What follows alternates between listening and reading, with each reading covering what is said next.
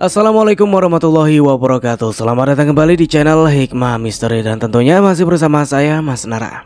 Apa kabar kalian semua? Semoga selalu baik-baik saja, sehat badannya, dilimpahkan rezekinya, dan dihindarkan dari segala mara bahaya. Amin. Di kesempatan kali ini saya akan menceritakan sebuah cerita horor dengan judul Budak Seks Kepala Desa, melanjutkan dari part sebelumnya. Oke, seperti biasa sebelum ke ceritanya, bagi kalian yang belum subscribe channel ini, silahkan bisa subscribe dulu dan aktifkan lonceng notifikasinya agar kalian tidak ketinggalan cerita dari channel Hikmah Misteri yang akan selalu menggetarkan hati kalian. Dan jangan lupa juga untuk share and like. Oke, terima kasih Enzo. Just try keep up with me. Tapi gue gak mau temenan sama lo, Ra, sahutnya. Clara pun langsung mendongak menatapnya tak percaya dengan kata-kata yang keluar dari mulutnya Nadia. Dari lubuk hati yang paling dalam, Clara merasa perjuangannya sia-sia. Ia kira dengan cara melindunginya dia mau menjadi temannya, ternyata tidak. Kenapa? Tanya Clara dengan nada gemetar. Aku gak mau jadi teman kamu, tapi aku mau jadi sahabat kamu. Sahabat selamanya, jawabnya sambil tersenyum. Clara dibuat tak percaya. Ia kira dia benar-benar tidak ingin berteman dengannya. Ternyata dugaan Clara salah. Justru dia malah menginginkan lebih dari sebatas teman. Clara pun mengangguk mantap sambil tersenyum ke arahnya. Janji ya, kita harus sahabatan, jangan sampai kita asing. Kalau kamu ada salah, aku bakal bilang salah sama kamu. Kita perbaiki sama-sama pokoknya. Begitu juga sebaliknya. Kamu juga bilang kalau aku ada salah sama kamu, jangan malah diemin aku ya. Aku juga mau kalau kamu bicara sama aku jangan gue, lo, tapi aku dan kamu, kata Nadia sambil mengangkat jari kelingkingnya. Iya, aku janji, aku bakal buktiin kalau aku bisa jadi sahabat terbaik kamu dan juga malaikat pelindungmu. Jawab Clara lalu tertawa terpingkal-pingkal. Ia pun melakukan hal yang serupa, turut menautkan jari kelingking tanda perjanjian. Mereka pun tertawa bersama. Maaf Nat, aku gagal jadi sahabat terbaik kamu, batin Clara sambil mengusap air matanya yang tiba-tiba menetes. Kring-kring. Saatnya jam pelajaran keempat dimulai. Gue cabut dulu ke kelas. Ngapain sih, bolos saja kali. Sekali-kali gak apa-apa, sahut Melinda. Gak dulu lah, lagi males gue, ucap Clara sambil meninggalkan Melinda sendirian di rooftop. Clara yang kebelet buang air kecil pun pergi ke kamar mandi terlebih dahulu sebelum masuk ke kelas. Leganya, ucapnya ketika keluar dari kamar mandi. Saat ia mau mencuci tangan di wastafel, ia berpapasan dengan Nadia. Meski Nadia tak menyapa dan memohon-mohon seperti hari-hari kemarin, Nadia tersenyum kecil ke arah Clara. Clara pun terpaku padahal dirinya sudah kasar ke sahabatnya itu. Tetapi Nadia masih saja mau tersenyum ke arahnya, meski tak ada percakapan di antara mereka seperti hari-hari biasanya. Awas, jangan sampai lo nyesel ninggalin sahabat terbaik lo dan lebih memilih mak lampir yang kayak dia, bisik seorang cewek yang tak lain ialah Willow, teman sekelasnya Nadia. Clara sebenarnya tahu kalau Willow dari SMP berusaha mendekati Nadia. Namun Clara yang menyadari pun melakukan berbagai cara agar Willow tak mendekati Nadia, karena ia takut Nadia akan direbut olehnya. Tetapi justru sekarang dirinya lah yang membuang sahabat terbaiknya tanpa mau tahu kejelasannya seperti apa. Ada rasa sakit di hatinya saat melihat mata sahabatnya sembab. Tapi egonya terlalu tinggi untuk menanyakan keadaannya terlebih dahulu. Singkatnya, bel pulang pun berbunyi. Lo gak dijemput? Tanya Clara ke Melinda yang sedari tadi asyik bermain HP di bangkunya. Gak, gue nebeng mobil lo ya, pintanya. Kita shopping dulu yuk, udah lama gue gak shopping tahu.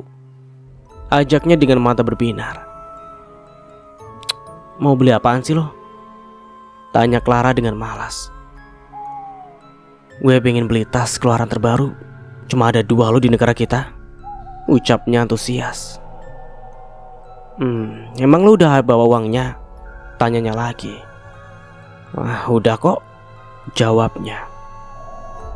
Tanpa basa-basi lagi, Clara pergi keluar kelasnya menuju tempat ia parkir kendaraannya. Setelah memasuki mobil, ia langsung menancapkan gasnya berlalu meninggalkan sekolah. Ia mengendari mobilnya dengan kecepatan sedang menuju ke mall. Sebelum masuk, Clara memarkirkan mobilnya terlebih dahulu. Setelah mereka sudah berada di dalam mall, mereka pun langsung masuk ke toko branded yang ada di salah satu mall itu. Gue nunggu di sana, lo nyari aja tas sono, ucap Clara yang duduk di bangku di dalam toko itu. Oke, sautnya lalu berjalan ke arah tempat tas yang berjejer rapi. Tak hanya tas, ia pun membeli beberapa baju dan juga perhiasan. Ayo Rah, aku udah, ajaknya ke meja kasir. Lo yakin mau belanja segitu banyaknya? Ini di sini mahal-mahal loh. Kalau uang lo kurang gimana? Tanya Clara terkejut saat melihat barang belanjaan milik Melinda yang sangat banyak dan dengan harga yang mahal-mahal. Sangat berbanding terbalik dengan Nadia. Biasanya saat ia diajak ke mall, ia malah sungkan karena ia tak cukup banyak uang untuk belanja di tempat seperti ini. Tetapi Clara sering membelikannya baju ataupun celana dan lainnya tanpa sepengetahuan dirinya. Itu pun jika ia ditanya harganya berapa, ia menjawab kalau dirinya beli di serba 35.000. Jika Clara berkata jujur, pasti Nadia menolak dan memilih mengembalikannya ke Clara. Clara memutar bola matanya dengan jengah melihat kelakuan Melinda. Totalnya 110 juta. Mau dibayar secara cash atau kartu mbak? Tanya seorang yang ada di kasir. Ini mbak, pakai kartu aja, ucapnya sambil memberikan kartu ATM miliknya. Clara hanya memperhatikannya sambil duduk di kursi dekat kasir. Maaf mbak, saldonya tidak cukup. Apa mbak membawa uang cash? Tanya kasir itu. Masa sih mbak? Nggak mungkin deh, orang kemarin baru saja saya isi kok, elaknya. Iya mbak, saya nggak bohong. Alah nggak mungkin, mesinnya kali yang rusak, elak Melinda. Enggak mbak, ini mesin nggak rusak, jawab kasir dengan senyum manisnya. Woi, cepet dong lama amat, saut ibu-ibu yang mengantri di belakangnya. Berisik banget sih, ini tuh mesinnya rusak, jawab Melinda tak kalah sewot. Lah, kalau nggak punya banyak uang tuh nggak usah sok ngide belanja barang-barang mahal, malu-maluin aja, saut ibu yang lainnya. Melinda yang merasa dipermalukan pun tak bisa menahan emosinya. Sampai-sampai ia menghampiri ibu itu lalu menampar pipinya. Lo udah tua gak usah nyolot, masih mending cuma gue tampar, belum gue bunuh kalian, jawab Melinda.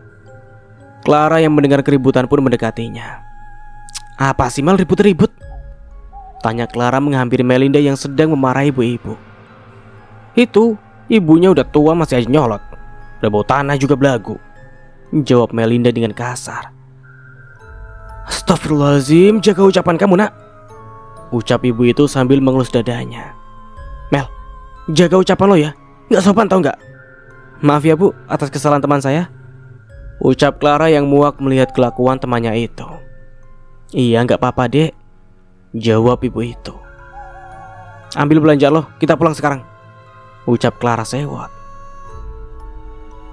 Gimana mau ambil, saldonya aja gak cukup, jawabnya. Clara berdecak sebal, ia pun menuju meja kasir untuk membayarnya. Tadi total belanjaannya berapa mbak? Tanya Clara saat sudah sampai di meja kasir. 110 juta mbak, baru dibayar 10 juta doang sama mbaknya, jawab kasir sambil menuju ke arah Melinda yang sedang duduk di kursi menunggu. Nih, saut Clara sambil menyodorkan kartu ATM miliknya sendiri. Ngomong doang gede, dompet mah tipis, gumam Clara dalam hati. Nih, ucap Clara sambil menyerahkan baju yang tadi dibelinya. Loh, kok cuma baju doang? Tanyanya. Emang tadi lo bayar semuanya enggak? Enggak kan? 10 juta punya lo cuma dapat baju itu doang, jadi terima aja lah. Lagian juga lo bawa uang dikit sok ngide belanja barang branded di mall, malu-maluin aja, Untung gua bawa ATM. Nyusahin banget sih lo, ucap Clara dengan geram. Melinda yang mendengar ucapan Clara pun emosi. Wajahnya memerah padam. Awas Lora, batin Melinda. Mereka berdua pun pergi meninggalkan mall, menuju ke rumah mereka masing-masing. Melinda yang emosi gara-gara omongan Clara pun enggan menebeng lagi dengannya. Ia memilih memesan taksi online. Meski pada umumnya warga Konoha terkenal dengan kedisiplinannya yang seperti jam karet, tapi para warga desa Balawija sangat disiplin waktu.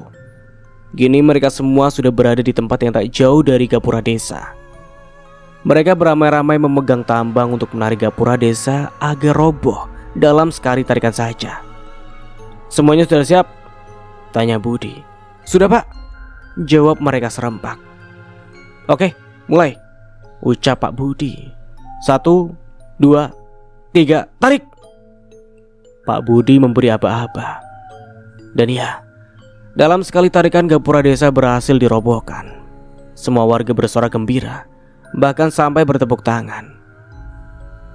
Namun tanpa mereka sadari, di balik kesenangan para warga lainnya, ada salah satu orang yang kesurupan. Tolong, lepasin ah! Ton, lu kenapa sih? Woi! Teriak Jamal yang lehernya dicekik oleh Tono. Semua orang yang berada di situ pun langsung menoleh ke arah Jamal. Para warga berusaha memisahkan Tono dan Jamal. Jamal berhasil diamankan.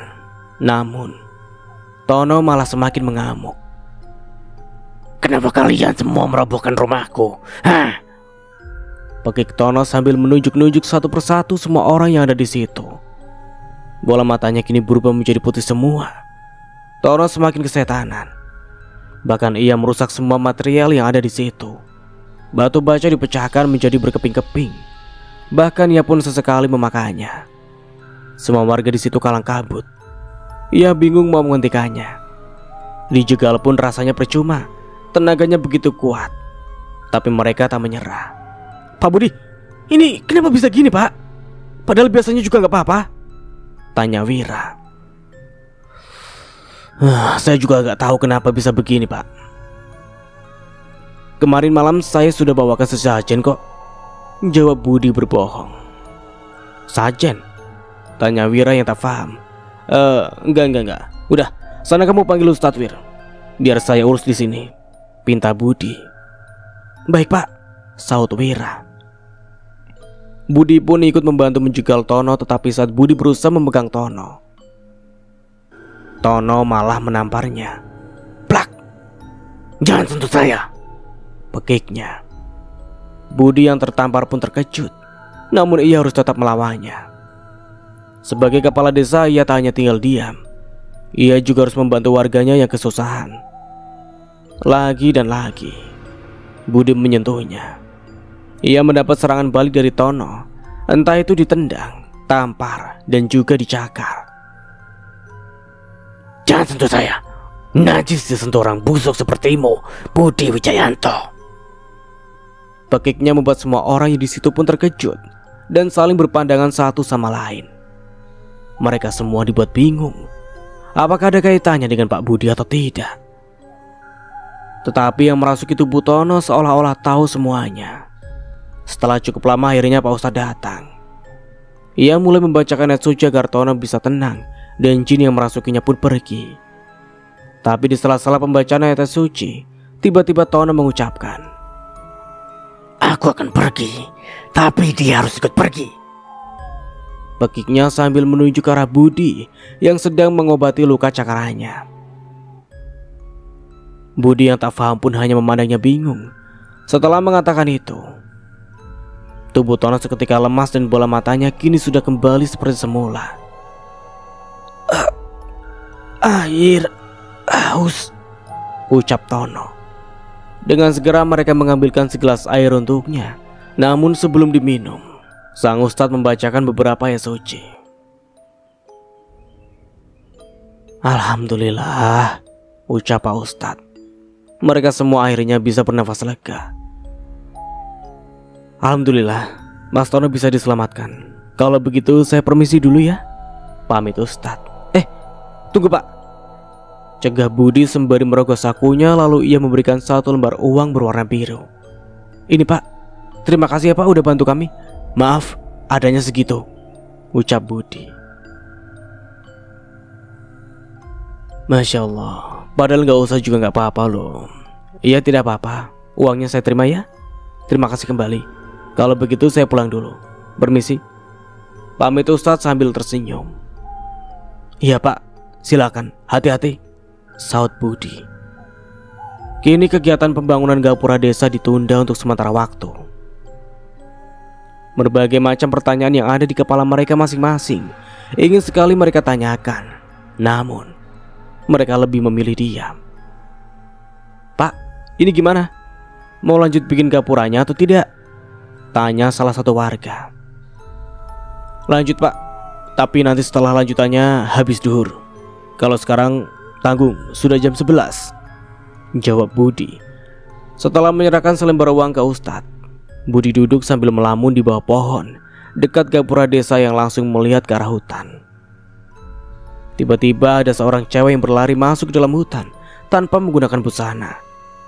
Sontak ia pun terheran-heran hingga memelototkan matanya. "Siapa dia?" tanyanya dalam hati. Budi dengan segera memberitahu Eko yang duduk di sampingnya. "Kok, lu tadi lihat ada orang yang lari ke dalam hutan gak?" tanya Budi berbisik. "Mana? Gak ada siapa-siapa kok," jawab Eko menghindarkan pandangannya. "Tadi loh, cewek. Tapi gak pakai apa-apa, tiba-tiba lari ke dalam hutan." Jelas Budi berusaha meyakinkan agar Eko percaya.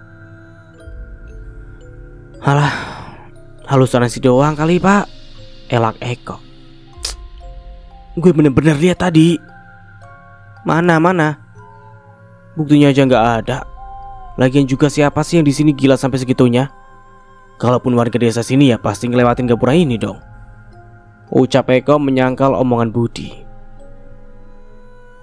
Budi yang mendengar jawaban dari mulut Eko pun mempertimbangkan apa yang baru saja dilihatnya. Benar juga yang dikatakan dia. Mungkin aku hanya halusinasi, batin Budi. Azan zuhur mulai berkumandang dan terdengar seperti saut-sautan. Pak Budi berdiri dari tempat duduknya, lalu menghampiri para warganya yang sedang duduk berkumpul. "Semuanya istirahat terlebih dahulu ya. Nanti jam 1 kumpul di sini lagi," ucap Pak Budi. "Iya Pak," jawab mereka serempak lalu meninggalkan tempat itu tanpa terkecuali. Budi yang memang tinggal sendirian di rumah pun ia memilih pergi ke warung untuk makan siangnya. Tumben banget nih warung sepi, biasanya juga rame, ucap Budi dalam hati. Budi memasuki warung itu, lalu ia memesan makanan dan juga minuman untuk disantap siang hari ini. "Bu, saya pesan nasi, lauknya mie sama ayam serundeng.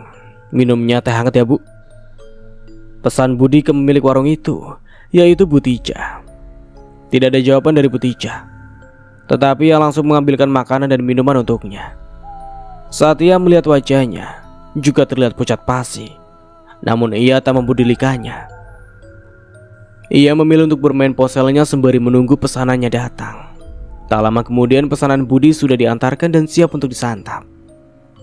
1 suap, 2 suap masih aman, tapi pas suapan ketiga, Budi mulai merasa ada yang aneh di dalam mulutnya.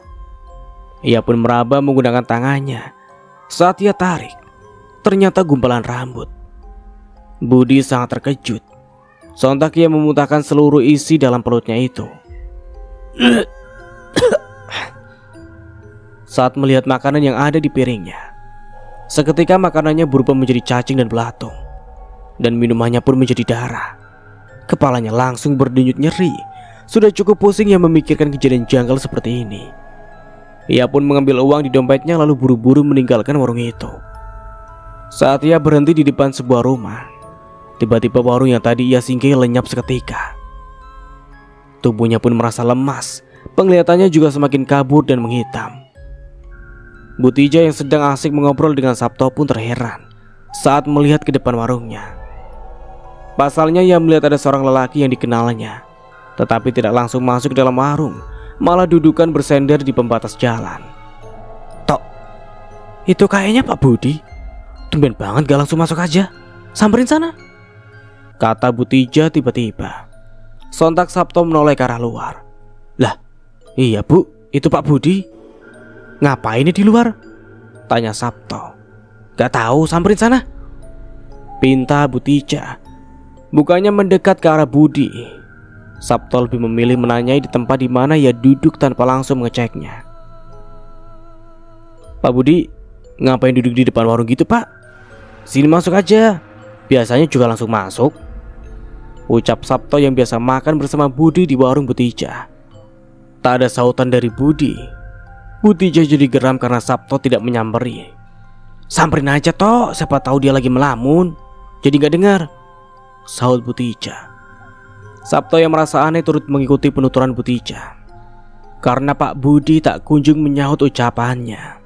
Saat ia cek ke depan ternyata Pak Budi pingsan. Astagfirullah, Pak Budi, pekiknya. Lalu dengan segera ia membopong ke dalam warung makan tersebut. Pingsan? Astagfirullah, kenapa Tok?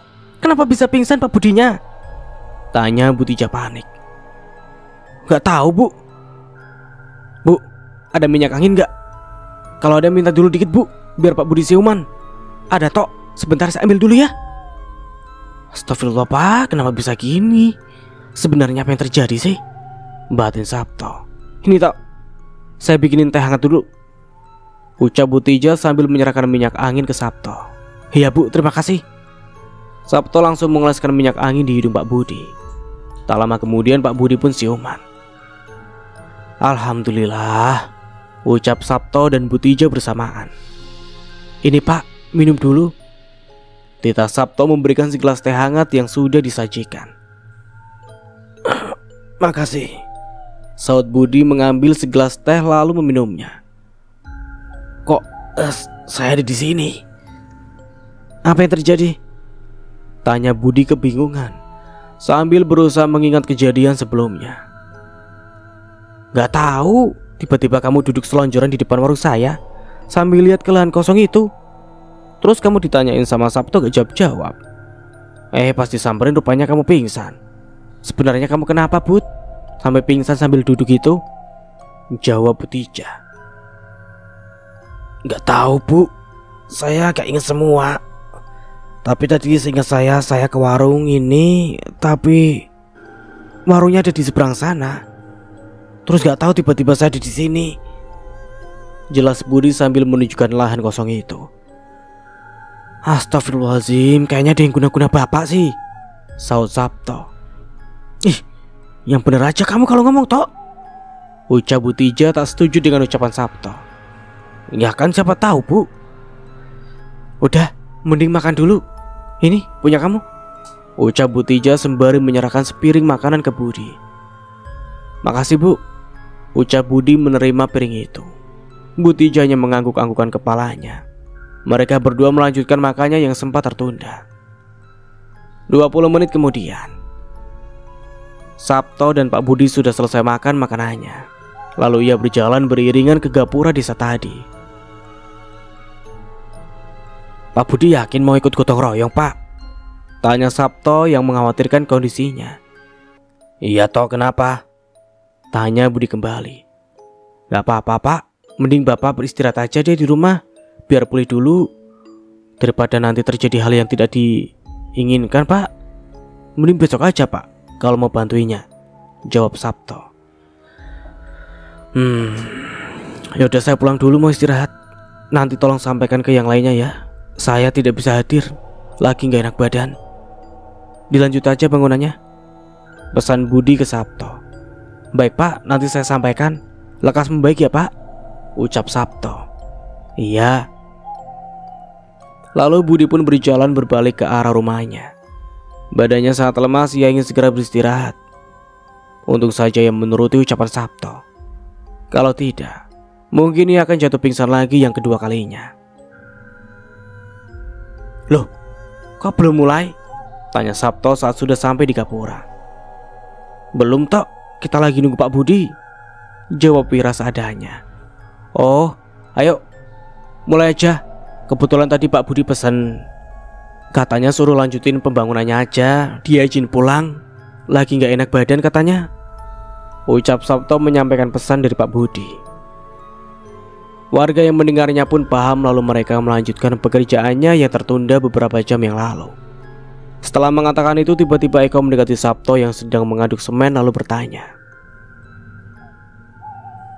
"Tadi kamu ketemu Pak Budi di mana, Tok?" tanya Eko tiba-tiba. "Astaga, Bang Eko bikin kaget aja deh. Tadi ketemu di depan warung Butijah. Tiba-tiba aja Pak Budi pingsan," tuturnya yang sedang mengaduk acian. "Pingsan?"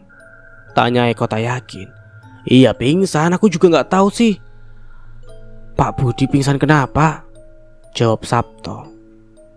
"Oh gitu ya. Ya udah deh. Dah, lanjutin saja. Saya mau jenguk Pak Budi dulu," kata Eko. "Yoi Bang," saut Sabto. Lihat, suara pintu terbuka. Budi yang merasa sekujur tubuhnya lemas langsung membalikan diri saat sampai di kamar. "Aduh, capek banget hari ini," keluhnya sambil menatap langit-langit kamar.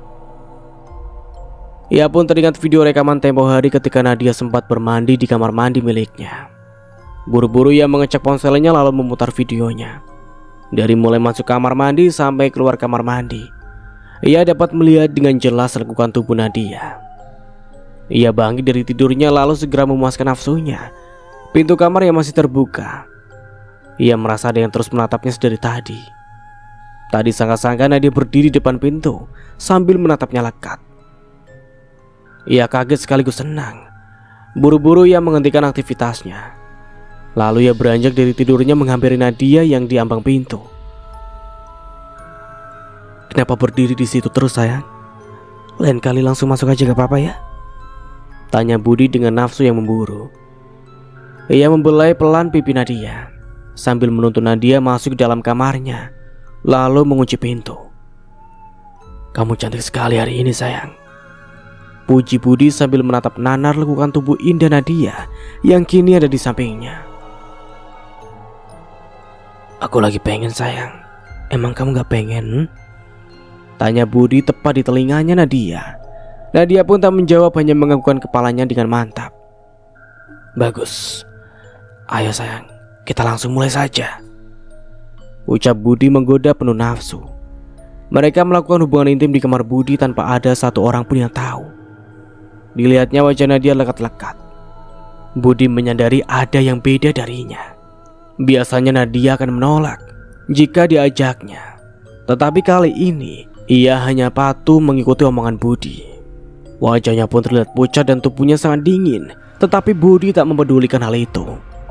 Budi tetap melakukan aktivitasnya sampai-sampai mencapai puncak kenikmatannya. Budi terus melancarkan aksinya tanpa henti.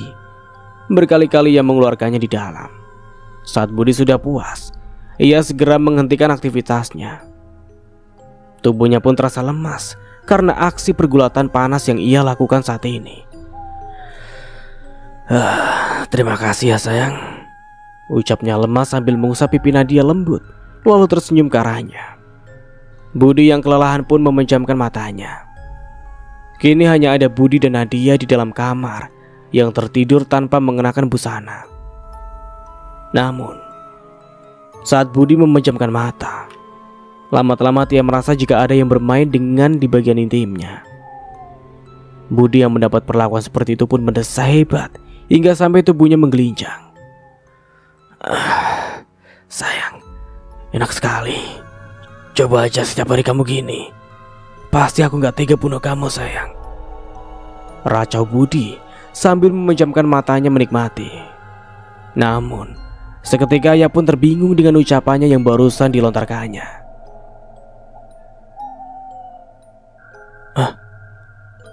Jika benar kenyataannya ia sudah tiada, lalu aku bermain dengan siapa? Dengan Nadia? Atau jangan-jangan dengan... Budi berusaha membuka mata, meski rasanya begitu berat. Namun samar-samar Budi melihat sosok diva yang berada di atasnya. Lalu ia tersenyum mengerikan. Sontak ia menoleh ke samping tempat di mana tadi Nadia berbaring. Ternyata hanya ada bantal guling di sampingnya. Budi terkejut, lalu terbangun dari tidurnya. Ia langsung meraba-raba tubuhnya takut jika terjadi sesuatu dengan dirinya. Jadi semuanya hanya mimpi. Astaga, apa yang aku harapkan sampai mimpi seperti ini? Gumam Budi dalam hati. Rupanya dari tadi Budi hanya mimpi. Ia ketiduran saat sedang meng-scroll layar ponselnya. Tapi saat Diva berada di atasnya, ia seperti benar-benar merasakan kehadirannya. Bukan hanya mimpi. Ia pun merebahkan tubuhnya di ranjang lalu melamun kebingungan. Namun lamunannya seketika buyar saat ada yang mengetuk pintu rumahnya. Mau tak mau ia pun keluar rumah untuk mengecek siapa yang bertamu ke rumahnya. Tok tok tok tok. Ya sebentar, saut Budi setengah berteriak lalu membukakan pintu. Siap, ucap Budi terpotong karena tiba-tiba saja Eko meraba-raba wajah dan tubuhnya. Bapak gak apa-apa pak? Apa ada yang sakit? Tanya Eko sambil meraba-raba.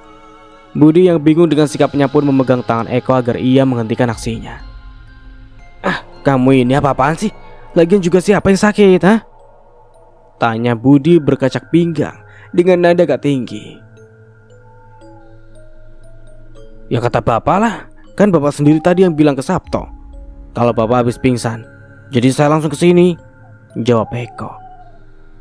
Iya emang tadi saya pingsan tapi udah gak apa-apa, jelas Budi. Kalau boleh tahu tadi bapak kenapa kok bisa pingsan? Tanya Eko yang mulai penasaran. Lain kali saya ceritakan Dan. Udah sana pergi, ganggu orang istirahat aja kamu, jawab Budi mengusir Eko sambil menutup pintu. Ah ya udah deh pak, saut Eko mengalah pasrah lalu melenggang pergi meninggalkan rumah Budi. Dan ia kembali ke gapura untuk membantu warga membangun gapura desa. Kok dari tadi kayaknya ada yang liatin aku terus ya? Gumam Eko yang masih berada di halaman depan rumah Budi. Ih, serem banget. Mana bulu kuduku merinding lagi. Tapi emangnya ada hantu di siang bolong gini? Gumam Eko terheran-heran. Ah tahu ah, mending aku pergi aja ke gapura, bantuin yang lain daripada di sini terus-terusan. Malah sepi banget lagi, nggak ada orang, imbuhnya. Lalu berlari pergi meninggalkan rumah Budi. Ia mempercepat langkahnya agar bisa cepat sampai di gapura desa. Sesampainya di gapura desa, Eka berusaha menetralkan pernafasannya. Udah sampai, gumam Eko sambil memegang dadanya yang naik turun. Bapak kenapa pak? Tanya Tono terheran-heran melihat Pak Eko yang kelelahan akibat berlari. Gak apa-apa, saya habis lari, jawab Pak Eko. Oh kirain dikejar hantu pak. Timbal Tono bercanda. Iya kayaknya tadi dikejar deh, soalnya hawanya gak enak banget, serasa lagi diikutin. Tapi gak tahu, saya kan gak bisa lihat gituan. Emangnya ada ya Ton, hantu siang-siang gini? Jawab Eko yang membalas omongan Tono dengan serius. Tono yang sedang mengamplas kayu pun seketika menghentikan aktivitasnya. Ia mendekat ke arah Pak Eko dan duduk. Bapak ngerasanya gimana? Perasaan desa kita ini adem-adem aja kok, saut Tono yang sudah duduk di samping Pak Eko. Tadi saya habis dari rumah Pak Budi, tapi perasaan saya gitu kayak yang tadi saya bilang. Tapi ya gak tahu juga sih. Kamu jangan bilang siapa-siapa ya Ton, ucap Pak Eko. Tono seketika teringat saat dirinya memergoki Pak Budi mengubur mayat di belakang rumahnya. Tapi ia tak ingin memberitahukan Pak Eko terlebih dahulu, karena ia juga tak mempunyai bukti dan juga tidak bisa sepenuhnya percaya dengan orang lain. Biarlah ia merahasiakan ini sendirian sampai ia menemukan kejadian-kejadian yang janggal, baru ia akan mengungkapkannya. Oh gitu ya pak, ya sudah lanjut dulu aja pak. Bapak istirahat dulu di sini, kalau mau bantuin nanti saya nyusul bapak, ucap Tono berlalu pergi meninggalkan Pak Eko yang duduk sendirian di bawah pohon. Iya Ton, nanti saya nyusul, timpal Pak Eko. Keesokan paginya, biasanya Nadia menghampiri Clara untuk meminta maaf, tapi kali ini tidak. Ia rasa perjuangan meminta maaf darinya sudah cukup. saat melewati Clara di parkiran. Nadia berjalan seperti biasanya, seakan-akan tidak menyadari adanya kehadiran Clara.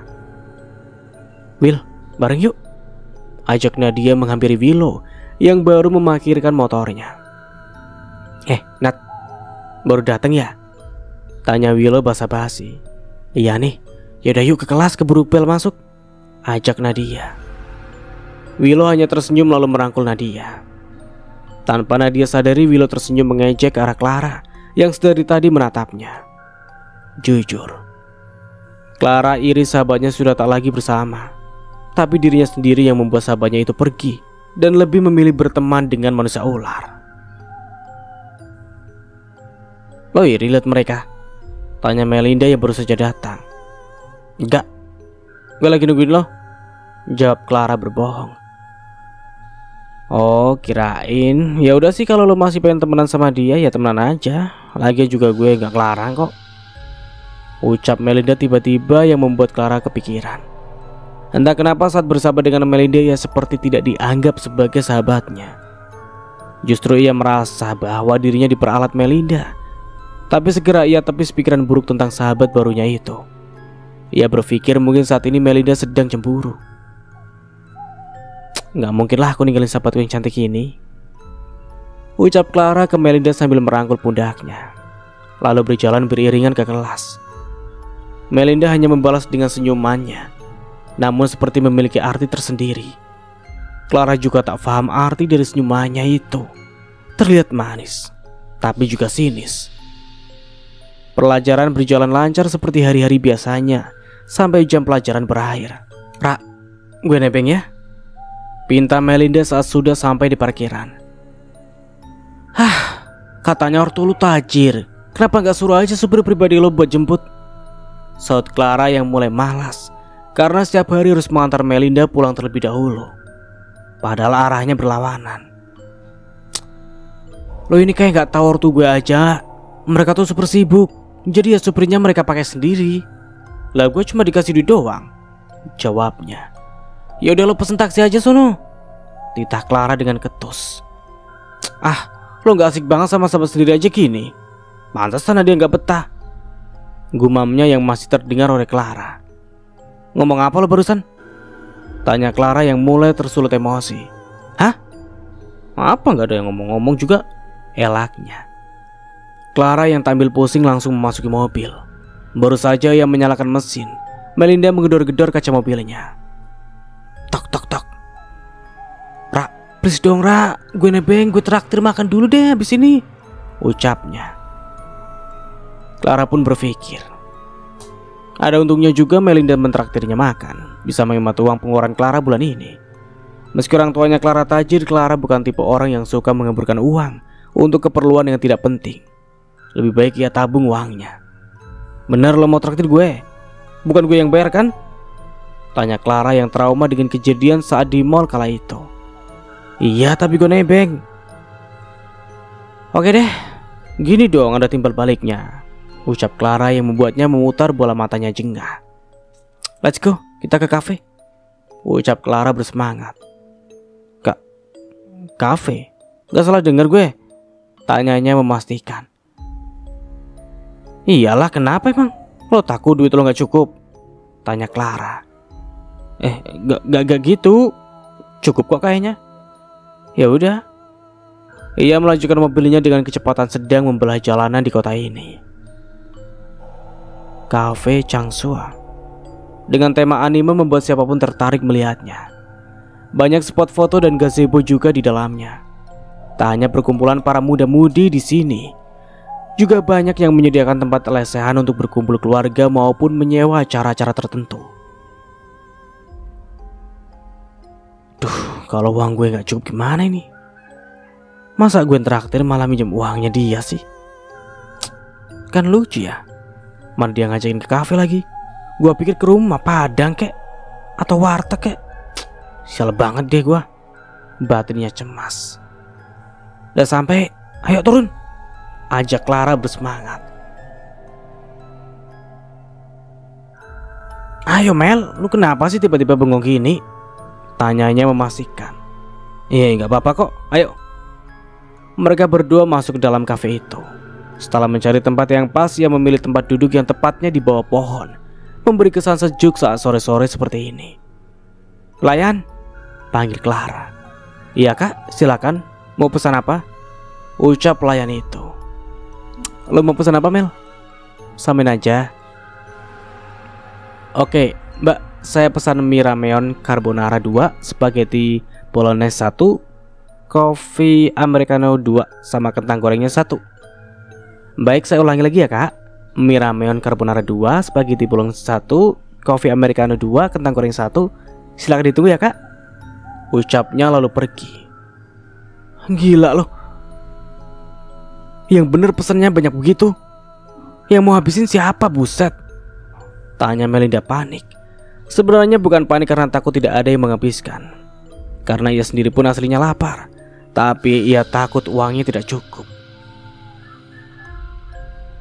"Gue lah, kan lo traktir gue," ucap Clara dengan ketus. "Ya dah, sepuasnya lo aja. Silakan kak, dinikmati," ucap pelayan mengantarkan pesanannya. "Baik, terima kasih mbak," saut mereka bersamaan. Melinda yang melihat makanan yang tersaji pun ngiler. Ia melahapnya dengan kilat.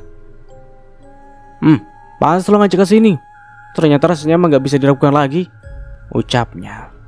"Gak salah kan selera gue? Di sini emang enak-enak, tapi katanya sih mahal.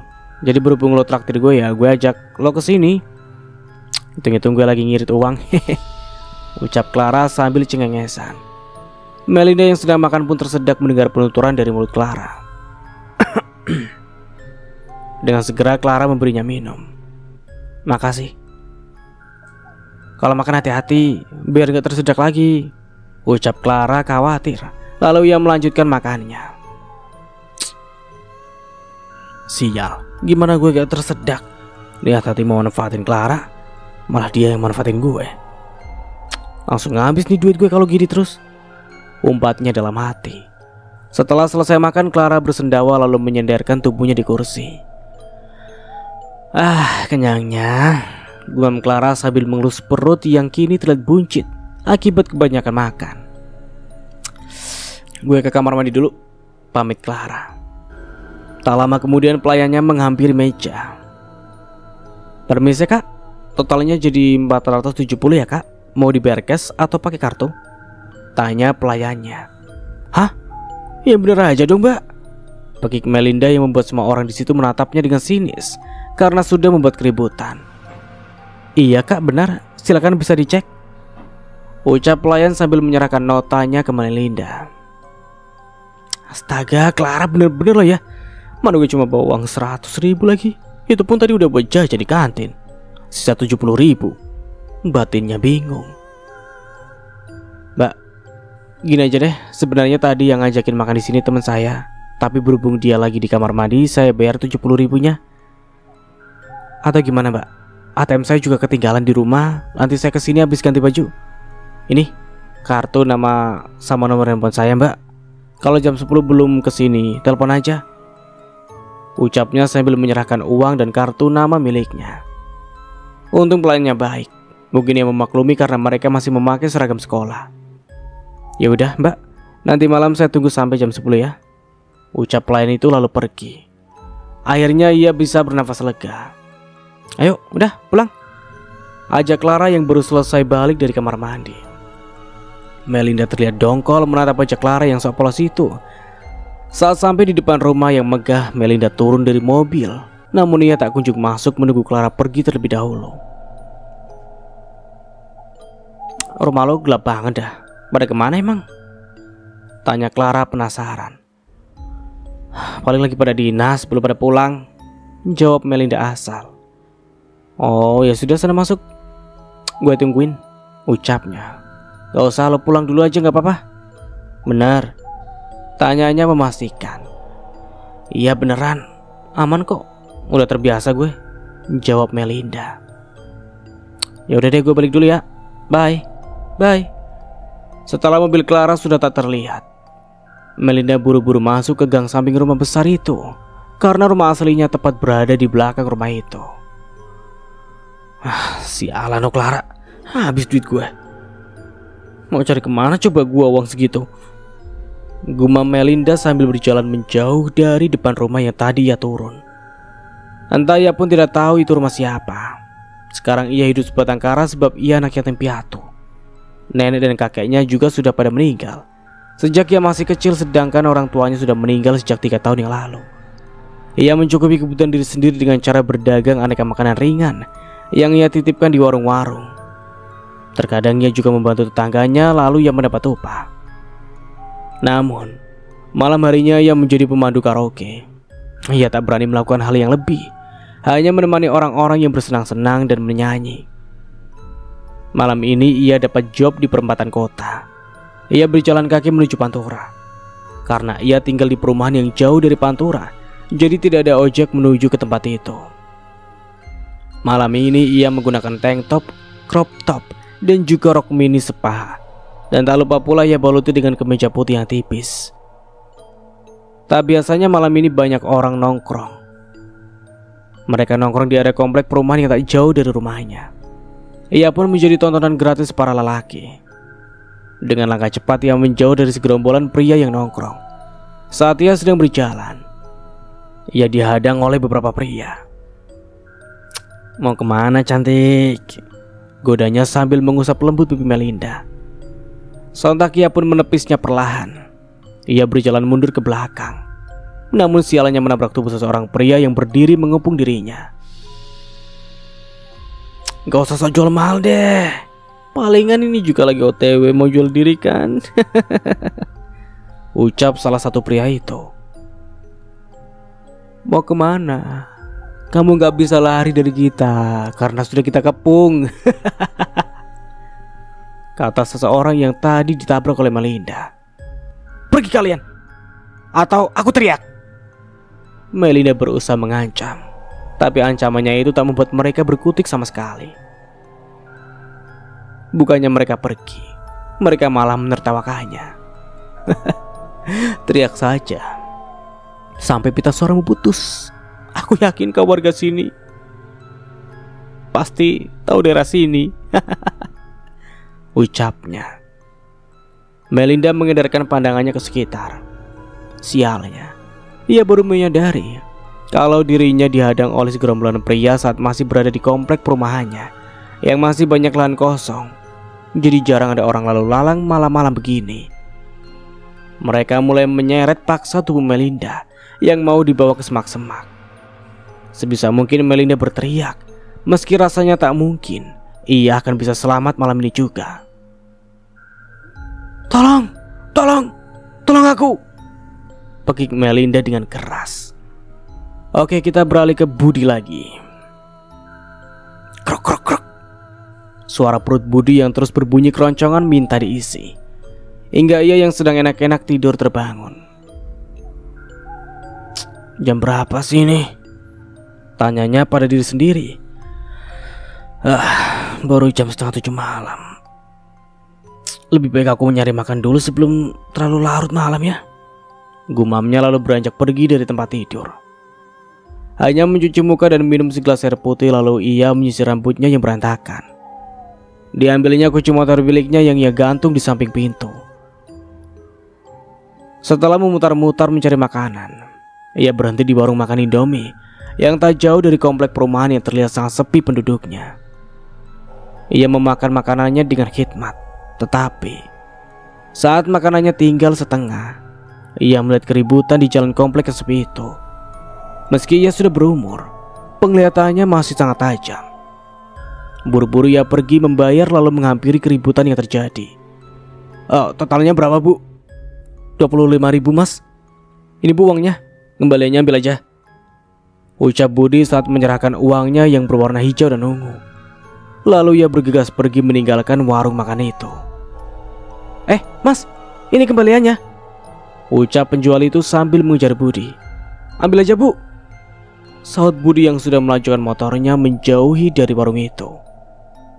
Setelah sampai di kerumunan keributan itu, hei kalian, hentikan, pekik Budi yang baru saja turun dari motornya.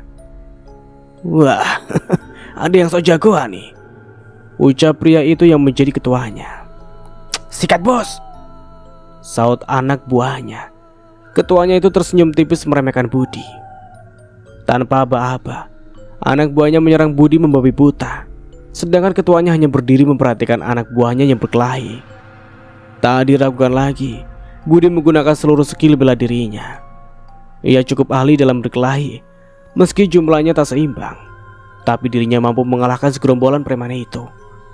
Semua anak buahnya terkapar lemah. Sang ketua melihatnya dengan sengit. Ia pun berniat ingin menghajarnya juga.